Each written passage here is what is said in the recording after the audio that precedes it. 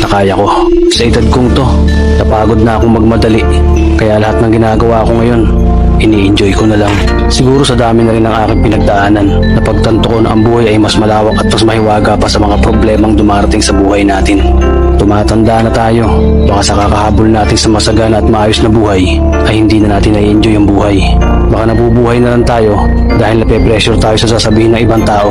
Marami na rin akong mga naging maling desisyon sa buhay, pero lahat yung nagsilbing aral sa akin at natuto ako sa mga pagkakamali ko. May mga taong sobrang nating mamahalin at bibigyan ng halaga, pero ibabalik lang sa atin ang kabibuan at matinding trauma.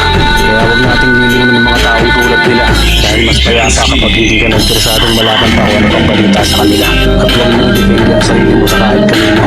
Tandaan mo, kahit sarili mo kanino, iniwan ka rin ito kapag madilim ng paligid mo. Kailangan natin matutunan na huwag ikumpara sarili natin sa iba dahil hindi natin laban ang laban nila. Karera mo to, hindi nila karera. Dahil ang buhay hindi naman nasusukat sa kung sino ang mayaman, kundi kung sino ang payapa. Kaya galingan mo lang palagi tol dahil napakaraming tao sa musika. Hilahin ka talaga at lagi mo tatandaan.